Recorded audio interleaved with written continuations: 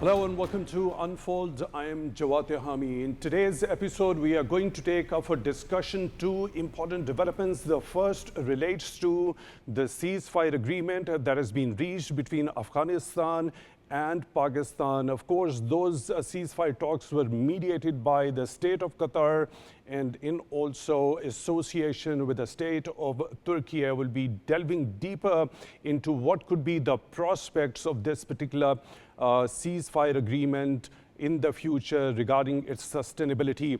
In the second segment, we'll be briefly touching upon as to the reports of violations of the ceasefire that was most recently reached between Israel and the Palestinian resistance group Hamas. Also, in that particular segment, we are going to delve deeper into the kind of reports and the evidences which have come forth regarding as to inhumane treatment of the Palestinian prisoners in Israeli prisons and jails. Also, a number of human rights organizations saying that Israeli prison system is a network of torture camps as well as slaughterhouses. Starting with the first one, let me bring in the statement of the Defense Minister of Pakistan, Mr. Mohammad Asif, who said after those particular ceasefire talks between Afghanistan and Pakistan that were held in Qatar's capital, Doha. Those talks were, of course, mediated by the state of Qatar, also in association with Turkey. Defense Minister Khaja Asif said, let me quote, "A ceasefire agreement has been reached between Pakistan and Afghanistan. Terrorist activities originating from Afghan soil and Pakistani territory will cease immediately. Both neighboring countries will respect each other's sovereignty. Delegations from both the sides will meet again on October the 25th in Istanbul to discuss matters in detail. We are deeply grateful to our brotherly countries, Qatar, Turkey, for their sincere support," unquote. Likewise, we have seen a statement by the Deputy Prime Minister and Foreign Minister of Pakistan, Mr. Ishaq Dar, saying, "We look forward to the establishment of a concrete and verifiable monitoring mechanism in the next meeting to be hosted by Turkey to address the menace of terrorism emanating from Afghan soil towards Pakistan. It is important to put all the efforts in place to prevent any further loss of lives," unquote. Let me also bring in that particular statement by the mediating country, Qatar, which says the two parties have agreed to hold follow-up meetings in the coming days to ensure the sustainability of the ceasefire and verify the implementation in a reliable and sustainable manner, thus contributing to achieving security and stability in both the countries, unquote. Likewise, we have seen a welcoming statement by Turkey regarding this ceasefire agreement between Pakistan and the de facto authorities or the interim Afghan authorities, which are Afghan Taliban. It happened because of the recent escalation of tensions between Pakistan and Afghanistan because of the high-handedness of the interim Afghan authorities, because they resorted to attacks on Pakistan's sovereignty on the night of 11th and 12th of October. Later on, Pakistan responded befittingly and also carried out precision strikes inside Afghanistan to eliminate the terrorist safe havens and terrorist hideouts. So what are the prospects associated with this particular ceasefire agreement? Can we expect in real means that the interim Afghan authorities are going to abide by the provisions of this particular ceasefire agreement? And of course, there are mediators, the intermediary countries, who are going to also play a pivotal role in this entire equation and the scheme of things. To delve deeper into this particular pressing topic, we are honored to be joined through the video link by Ms. Shazia Cheema. She is expert in international affairs. Ms. Shazia, thank you very much for your time, for being with us on Unfold tonight. We really appreciate that. Also, at the same time, we are also honored to be joined by Dr. Shafqat Munir. He's a senior analyst through the video link. He's joining us. Dr. Shafqat Munir, thank you very much for your time, also for being with us on the show tonight. Really appreciate that. Let me begin the discussion with you, Ms. Shazia. Looking at this particular ceasefire agreement between the two sides, what are your hopes, firstly, regarding the sustainability of the ceasefire agreement between Pakistan and Afghanistan? Afghanistan, of course, ruled and governed by the interim Afghan authorities. keeping in view their previous track record, they also signed the Doha Pact with the United States of America, and as a result of which they came into power and started governing the war-ravaged country, Afghanistan. Keeping that pattern in mind, do you have any positive sort of hopes from Afghan Taliban? Before answering that, how sustainable this is going to be, I will like to address briefly that this is primarily a victory for Pakistan. As we all who are following these events, we have seen that the Afghan interim government has changed the course of narrative, and they are extensively quoting that terrorism is Pakistan's internal problem, and their interim foreign minister in India, he also gave a statement that Pakistan should keep his own house in order. So their terrorism is not our problem. So they were practically negating any connection with TTP or any other terrorist organization, or they were denying this fact that they are providing safe haven to the terrorists in Afghanistan. So this agreement is a victory for Pakistan because the entire agreement, the crux of the agreement is that Afghan interim government will talk to TTP and other fractions inside the proxies, Indian proxies, or other our adversaries' proxies, terrorist proxies, and they will talk to them and they will make sure that their soil will not be going to used again for the terrorism in Pakistan or any other terrorist activity. So that's a victory because that was our stance, that was our point, and that was what we were fighting for. And the longevity of this agreement is also based on this. So now coming to the sustainability, I'm not that hopeful, Mr. Tehami, about the sustainability of this agreement because for that, I'm always, and I'm extensively writing about that Afghanistan and the Afghan interim governments, and likewise the previous Ashraf Ghani government, they need long-term sustainable, achievable goals, economic goals. And that need patience, and that need endurance, and that needs, decision-making and ideology. So if we look at their last 200 years of their history, we see these things missing in their so-called governance system.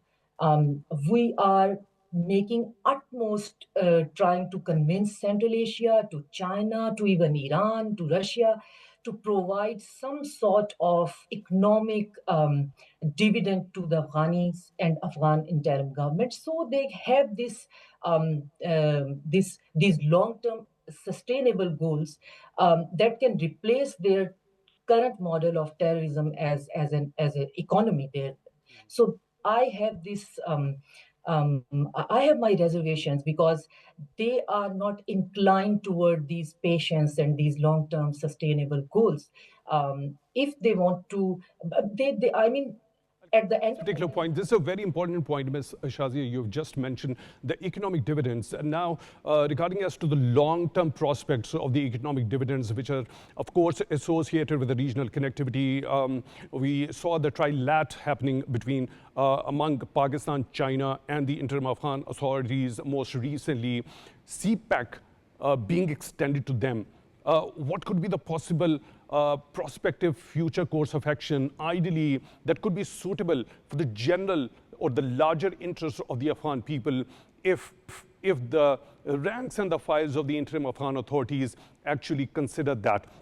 I'll come back to you for that understanding of yours on that. Dr. Shafqat Munir, how do you look at this particular ceasefire agreement between Pakistan and Afghanistan? Now it's been brokered, mediated, and facilitated by two leading countries who have already had a significant role as far as the ceasefire between Hamas and Israel was reached. It's Turkey and the state of Qatar.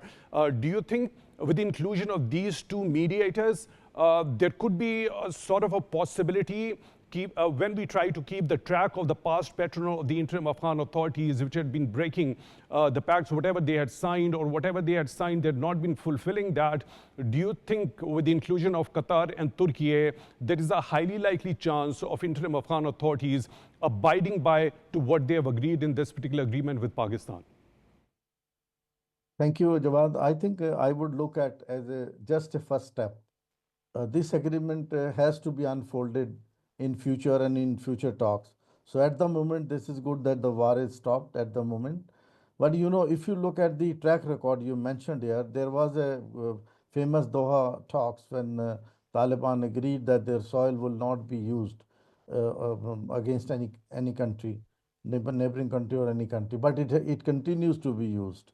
That was our case. That's why Pakistan had to resort to this action of hitting TTP's sanctuaries inside Afghanistan. Now, even if you look at the negotiation which were going on, which is international media is reporting. Of course, Indian media is reporting it differently, but if you see credible international media, they also say that the Taliban negotiator were hesitant to discuss many things at the table. They have been having regular contact with Kabul and having instruction from there. That is part of negotiation. But the non-committal attitude was in a sense that there was a time when when Pakistan mentioned and said that they have to do some verifiable actions against TTP inside. So they say Pakistan has to give verified information about their hideouts, whereas they know it. They are under their own, kind of arrangement. They have been working. There is nothing hidden from the world and from them. That's an interesting sort of a factor when Pakistani authorities on a number of occasions have come up with irrefutable evidence. Not only that, they also exactly pinpointedly tell where those hideouts are, where those terrorists are taking safe haven. What sort of other verifiable information or evidence or a concrete evidence in that particular regard the interim Afghan authorities, the de facto authorities in Afghanistan do require from Pakistan? Isn't it an interesting or ironic at the same time? Just to make a counter narrative. Otherwise, even the world knows the information about TTP and their hideouts. They are very open to the Afghan Taliban and also open to the world as well. So this is just, to gain some time or some kind of thing while they were sitting in negotiation. The second part of this is that this time Turkey also is part of this discussion. So that's a positive step in the direction that if Taliban have to, actually the issue is that Afghan Taliban has to choose between allies and foes. If at one side they are getting instruction or they are looking at the other side of which is India, of course, even their interim Taliban, their interim defense minister, he's talking differently in a different tone to the different media. So they are not talking in that, which means that they still have reservation. That's why I said it is a good first step. And now we have to see and move into further negotiation where we have to see what is their reaction and how they are doing. Secondly, they think that Pakistan, they have been reportedly saying even when Pakistan was forced to take punitive action or this kind of a limited action against the sanctuaries of TTP inside Afghanistan. They have been saying that this is Pakistan's inside issue, so they cannot solve Pakistan's inside issue. So they forget that these are not insider. They are coming from there and creating problem, and that is why now this is the platform. Doha is a platform where when next round of meeting will be there, they have to come up very clearly. Either they are with the peace, or they want to continue some sort of trouble. Pakistan on its They have a very important choice to make at this particular critical juncture. You already alluded to this particular fact, the kind of cozying up with India. They're having the kind of statements we have just witnessed a couple of days before when there was a bilateral meeting between Indian Minister of External Affairs and also interim Afghan Foreign Minister. I'll come back to you. Let me take this particular point to Ms. Shazia. Ms. Shazia, now cozying up of India and the de facto authorities in Afghanistan, as per your understanding, what does that depict? On one side, we see there is a greater and elevated role of Pakistan diplomatically on the international level, the kind of involvement Pakistani top leadership had been having as far as the ceasefire in the Middle East is concerned, the kind of meetings Pakistani top leadership has had with the President of the United States of America. On the other side, there is a considerable nosedive and deterioration of bilateral relationship of the United States of America as well as India. India completely isolated at the diplomatic front internationally. Pakistan with elevated diplomatic influence on the international level. At this particular point of this geopolitical shift, Afghan Taliban going and sitting into the lap of the Indians, do you think it's a wise move at all? And also Indians being the peace spoilers during the Afghan peace and reconciliation efforts, as a result of which the Doha Peace Accord was struck. Now the Taliban going into their laps, is it a wise move? Contrary, it's a suicidal move for both the countries, especially for India.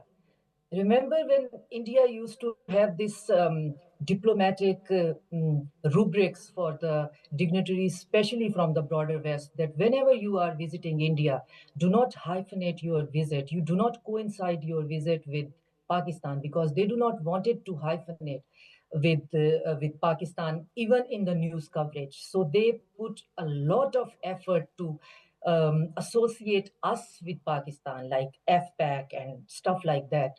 So now these two odd one outs. One is like an interim government, a terrorist of the previous day, now trying to or masquerading as a government.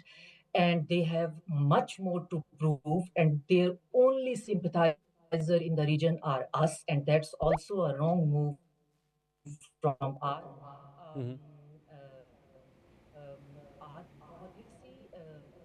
But for India, it's suicidal. I mean, look at India, where it is right now, not being hyphenated and having this wish for so long. Now they are having bilaterals with Afghanistan. And Afghanistan, forgetting its history, Ashraf Ghani or Hamid Karzai, they all have tried this. They all have tried to become proxy for India. And now the Taliban, at this stage, they also chose to become the proxy for India. For what? For formalization. And I think this is the right time for Pakistan to be consistent in their policy vis-a-vis Afghanistan, and it has to be a very hard state policy. So if no one else is recognizing the Taliban interim government, we should also put aside our sympathy for the civilian population, and we should also not advocate. And I must say, we are now being apologists for Afghanis. We are sometimes asking US to release the frozen assets because it's like terrible, brutal winter now, and it's hot summer now, and they need like money for food and for medicine. Miss Shazia, don't you think that is the requirement of Pakistan? Because the kind of pressure or the burden of the Afghan refugees for the last many decades Pakistan had to face, the Afghan refugees in millions staying here in Pakistan, they've had everything. They earned from here. They had the lives made up of out of Pakistan. Now, of course, when there is a claim on the part of the interim Afghan authorities that they have improved security over there, their economy is growing at the same time, isn't it incumbent upon them to take all those refugees back? And when it comes to Pakistan, Pakistani authorities have always been wanting a stable, united and peaceful Afghanistan. If that particular country happens to be peaceful, united and prosperous, of course, that burden of millions of refugees heading towards Pakistan's territory is not going to be there. Hence, Pakistan naturally has to advocate the case of the general Afghan people on all the international fora, hence urging the international community to play its part, and also those major powers which have got their funds, they must be releasing that. Am I correct in understanding this? You're totally correct. And you are justifying saying that we have the soft corner for Afghan population and we have a brotherly connection with them.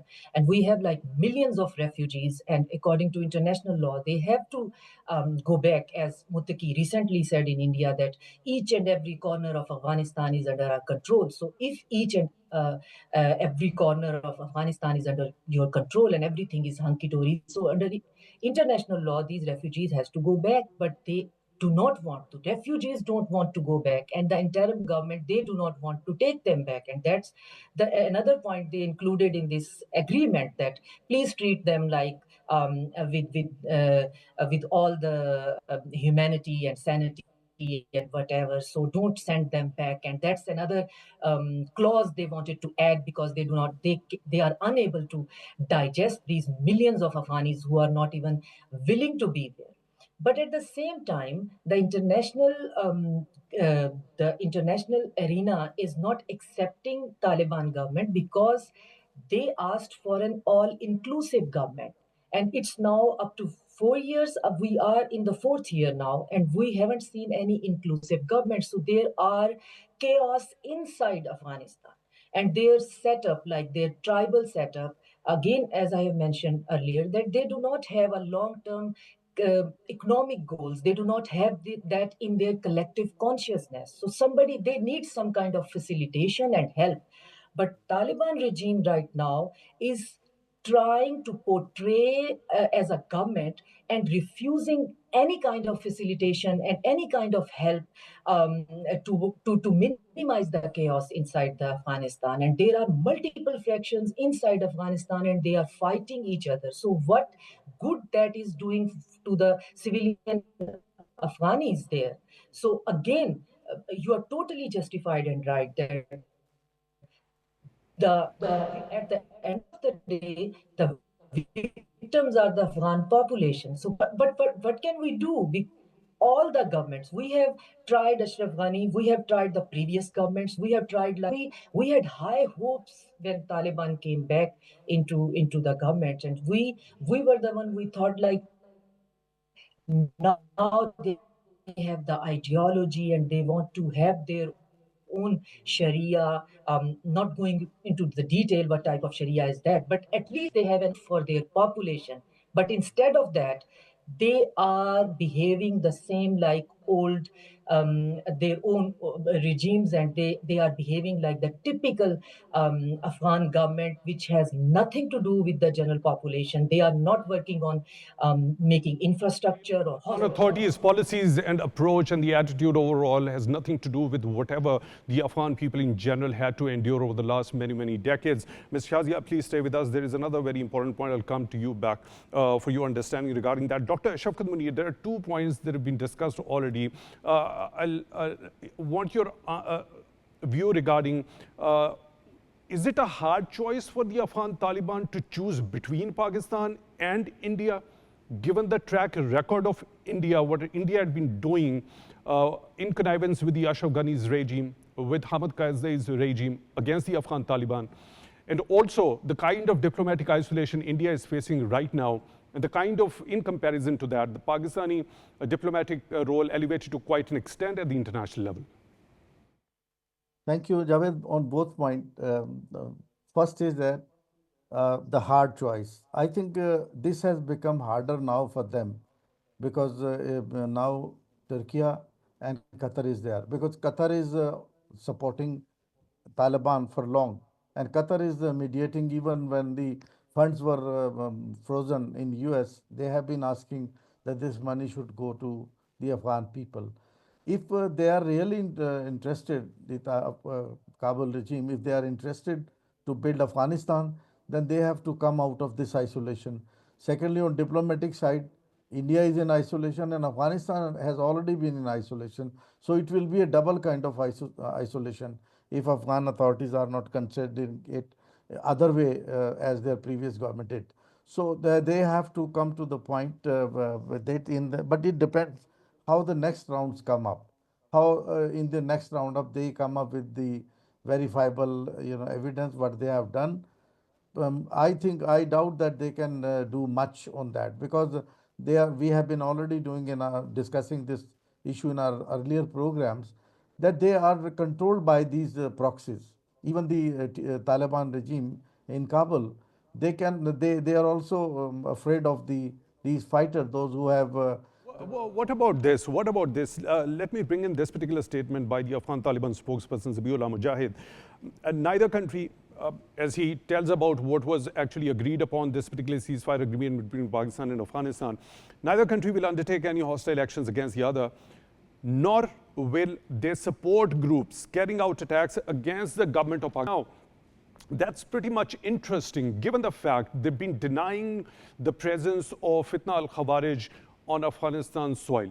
Now, if they are saying this, nor will they support groups carrying out attacks against the government of Pakistan, doesn't that show that they have accepted that such type of groups are present over there on Afghanistan soil and they're operating from there? It is not just an acceptance, it is the reiteration of their previous stand. They have been saying this time and again that they will not allow, they will not allow, and now they were operating. Even previously, look at the similar statement, not from Zabiullah Mujahid, the spokesperson, even from their Deputy Prime Minister and the senior leadership. Even they gave fatwa that attacks against Pakistan would not be tolerated. But everything is there. The issue is that what I have been discussing earlier is that are they these terrorists are really in their control, or they are influenced by these groups? I think the other way around. They are influenced by these groups because they are weaponized. They have all the leftover, most of the leftover weapons from the Americans. They are trained on that. Now they have command in certain areas, and that's why this soil is being used for terrorist activity. Not only in Pakistan, even Central Asian states are in fear of these kind of things. And previously, China also had the reservation on that. So that this is a serious issue. Unless there is an inclusive total government elected by the people or represented by all walks of life, including role of women in it, it is not ensured. These typical mindset of Taliban who are ruling now or part of the Kabul regime, they are not flexible enough to move into this direction because they have their own kind of or system of governance they have developed, and they would not come out of it. That's why, as Shazia Cheema also mentioned, that they are not actually connected to their people. Only their fear or the fear of the TTP and such kind of group in Afghanistan, they are holding their power there. If these are out, then certainly there is no central army or there is no central system which can stop all these things. That is why their own disconnect with their own with the Afghan people is an issue. Get your point, Dr. Shafqat Munir. I'll come back to you. Ms. Shazia, when we talk about the interim Afghan authorities and the relationship between the interim Afghan authorities and Pakistan, we've seen the upgradation of the diplomatic ties most recently. What sort of approach should be followed as far as Pakistan's Afghanistan policy, especially Afghanistan under interim Afghan authorities, with this kind of approach and attitude is concerned? Do you think that recent upgradation of diplomatic ties require a revisit? Yes, of course. And I think we need to realize one basic fact that in Afghanistan, there is not just the interim government. They are not solely in control as they are saying. There are multiple fractions in Afghanistan, and they are still operating in tribal system, and terrorism is their economic model. I don't know how cynical it sounds, but that is the reality, and that's what Pakistanis has to internalize. That when a country or a group or a tribe make terrorism or these type of crimes their economic model, then its spillover is very dangerous, and we have seen the spillover. We have seen that our entire province, bordering province, is affected by this spillover, these criminal activities like extortion, kidnap, narcotics, and all these things are intertwined to each other. So if we just operate on the basis of like the Afghanistan or Afghan people, they just need some sort of oxygen, and we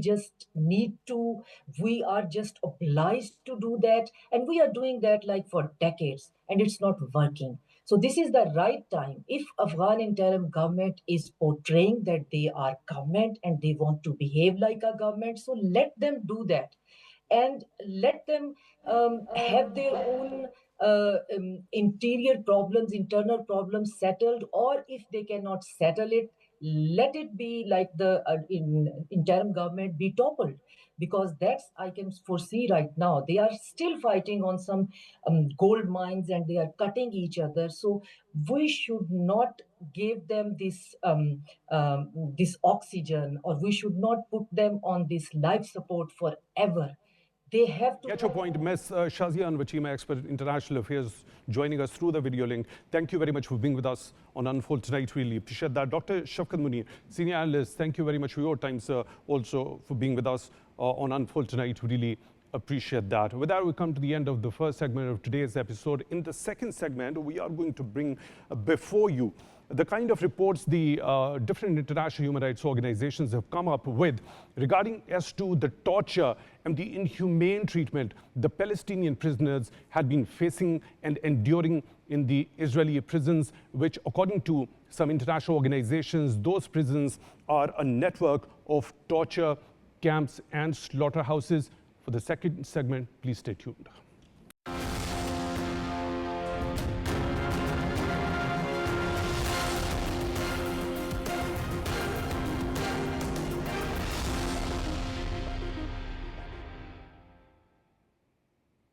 Welcome back to Unfold. I'm Jawad Tehami. In this segment, we are going to talk about the reports regarding the violations of the ceasefire that was agreed upon between Israel and the Palestinian resistance group Hamas, of course, because of the mediation of the US President Donald Trump. Hamas, in a statement, has said a series of violations by Israel have left 46 people dead and stopped essential supplies from reaching the enclave. We've also seen a statement coming from Israeli Prime Minister Benjamin Netanyahu. He said that he has ordered the military to respond forcefully to what he has described as Hamas's violation of the ceasefire. It's really interesting now at this particular point in time that this particular ceasefire took effect on 11th of October. Not much time has elapsed till that particular point in time since 11th of October. And these sort of allegations have been started coming from both the sides.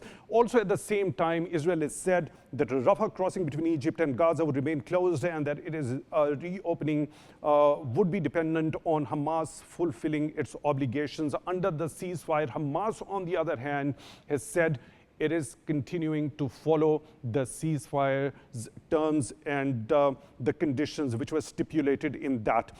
Also, we are going to take a little bit of a deeper look into as to how Israeli regime, its illegal occupation forces have been behaving in the prisons, which have become a network of slaughterhouses and torture for the Palestinian prisoners.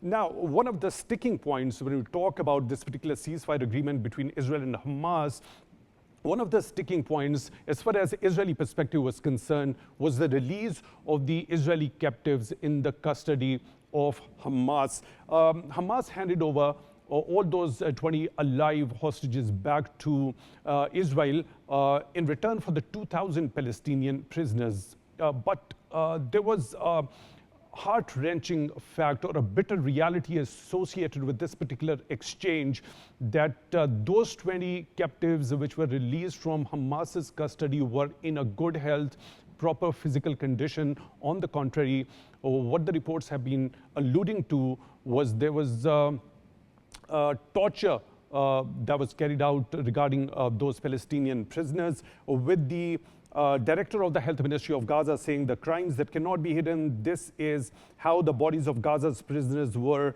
returned blindfolded, bound like animals, and bearing signs of severe torture and burning. They did not die naturally. They were executed while restrained, a war crime demanding an urgent international investigation and accountability. Let me quickly bring in our esteemed panel of guests who are joining us through the video link. Mr. Syed Mauz Shah. He's expert in international law. Mr. Shah, thank you very much for being with us on the show tonight. Really appreciate that. Also, we are honored to be joined through the video link by Advocate Sidra Sadozai. She's lawyer expert, also human rights activist. Sidra, thank you very much for your time also for being with us on the show tonight. Really appreciate that. Mr. Shah, what is actually the international law that says about how the prisoners should be ideally treated? Are there any international covenants, or is there any specific provision in the international law that pertains to the treatment of the prisoners? That's a very good question. One of the most important documents that's relative to the treatment of prisoners is the Geneva Convention, particularly the Geneva Convention on the Prisoners of War, if we are to assume that this is what Israel is actually portraying itself. There is certain basic rights, that protects them from violence and humiliation, their basic needs and food and water and clothing. This is something that one of the main areas that the Red Cross oversees to ensure that prisoners in foreign countries, foreign prisoners in foreign countries, are treated and given minimum treatment. As you noticed, when the release of the hostages and the release of the prisoners were taking place, it was the Red Cross that was facilitating this. So the Red Cross is one of the most premier organizations in the world that deals with ensuring prisoner rights or at a bare minimum. Now, on top of that, we have to understand that the pictures that everybody's seen, and I think this is one of the stark contrasting realities, which of course was a very optimistic moment, unlike what we see today with the ceasefire being violated by Israel claiming that Hamas also violated. But at that time, when the prisoners were released and the hostages were being released, what was very unique was that the Palestinian prisoners we were seeing in our videos and the screenshots that they were maimed, they were tortures. There's evidence of physical, mental violation of the human rights. And whereas and they were not leaving their captors by kissing them. Whereas on the other side, the hostages were treated so well by the Hamas that they were kissing them on their way out. This stark contrast of how the prisoner treatment was being meted by both sides clearly shows who was actually following the rules of conflict. And one other important international, of course, document is the Convention Against Torture. And this is a very important convention that basically bans torture in any situation. And not to mention that torture in a situation, torture is banned by these international covenants. Let me take this particular point to Sidra. Sidra, as per your understanding, Mr. Shah, please stay with us. I'll come back to you. Sidra, now, when a certain state party happens to be a signatory of such international covenants, and they have also ratified, for example, when we specifically talk about the case of Israel, it is a signatory and a state party to the several major international human rights treaties, including the International Covenant on Civil and Political Rights. Now, if such a state party, which is a signatory and is also ratified, does violate the provisions of that particular covenant, so what are the remedies to the victims, and how such a state party could be held accountable? You have missed another convention, that is UDHR. So basically, when we talk about the Convention Against Torture, Article 2, Article 4, Article 12, when we talk about the International Convention on Civil and Political Rights, Article 7, Article 9, when we talk about UDHR, when we talk about Geneva Conventions. So all these were signed and ratified by the Israel. Israel did sign the Statute of Rome back in 2000 and then withdrew its signature from that back in 2002. So when we talk about this particular situation, the state of Palestine, it signed the Statute of Rome back in 2015, and it can legally take up its case to the International Criminal Court. Why? Now the question arises that Israel is not the signatory of the Statute of Rome, but Palestine being being the signatory, and it has given the jurisdiction to ICC over the West Bank, East Jerusalem, as well as on Gaza. So it can take the Israel, who is violating the laws, into the ICC. The other possible way is that UN Security Council resolution. It can ask for the independent investigation, but then what the hurdle is that the allies of the Israel, they exercise their veto powers. So the UN gets paralyzed in that situation. Right, Sidra. Now, let's go a little back in history. When we talk about all these treaties, international covenants, and these provisions of international law, why, at the very first place, there was a need of bringing in and incorporating these sort of provisions regarding torture, illegal detention, and regarding the prohibition of the inhumane treatment to the prisoners? Why there was a need felt? After the First World War, there is a League of Nations. And after the Second World War, the United Nations that came into being. So all these treaties and all these conventions, particularly starting from 1948, so these are the fruit of the World War II, when the United Nations that came into being after the League of Nations that failed pathetically. So the United Nations, when that came into being, so there were, formulated few laws for the crime and for the prisoners of the war and for the wars, to establish the state relationships and to establish some rules for the for such situations. I get your point. Mr. Shah, now as to the accountability of a state party that happens to be the signatory of such covenants, how the accountability could be done in that particular sort of a scenario when there is a consistent track record of such a state party violating those provisions of those international covenants? So yeah, I get your point, and also I think she mentioned about ICC as a potential source, but we need to remember something that's even more important and broader in international law, where I wasn't able to complete my point, is that this is against just cogence. The norm of just cogence is above all international law. The reason why Nazi Germany was treated the way it was in the Nuremberg trials was because it was unconscionable for a human race to be able to do this to other human beings. This is actually the crux from where all these conventions later on were codified. But you have to understand, before Nazi Germany's actions, there were some things that weren't written down. Does that mean that they were illegal? So the human society as a whole has developed to the stage that regardless if we have conventions or not, if torture is documented and proven with evidence, this is a crime against humanity. It is a war crime that does not require the need even for conventions. That's a commitment from the state, which we know Israel has a miscommitment to, and you can capitalize on that.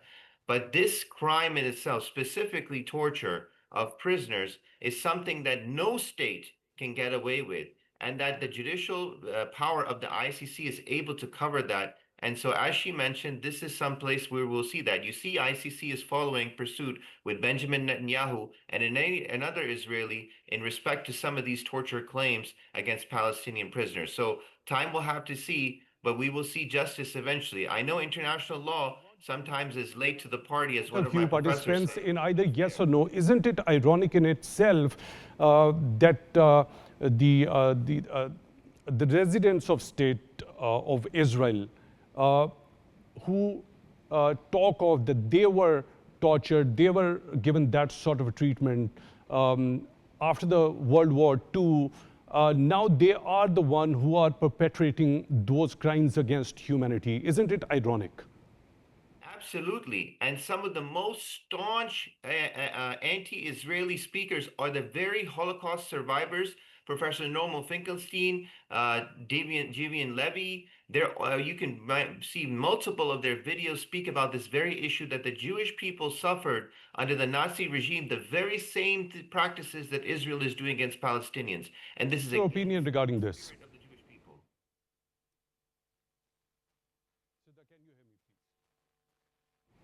Isn't it ironic the Jewish people. Absolutely, absolutely, it's ironic. This is the point that you kind of highlighted.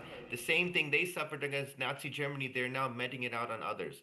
And the Jewish people themselves. Expert international law, thank you very much for taking time out for Unfold tonight. Really appreciate that. Also, through the video link, we were joined by Advocate Sadozai, law expert and human rights activist. Thank you very much for your time also for being with us on Unfold tonight. Really appreciate that. With that, we come to the end of today's program. Till the next one, take good care of yourselves.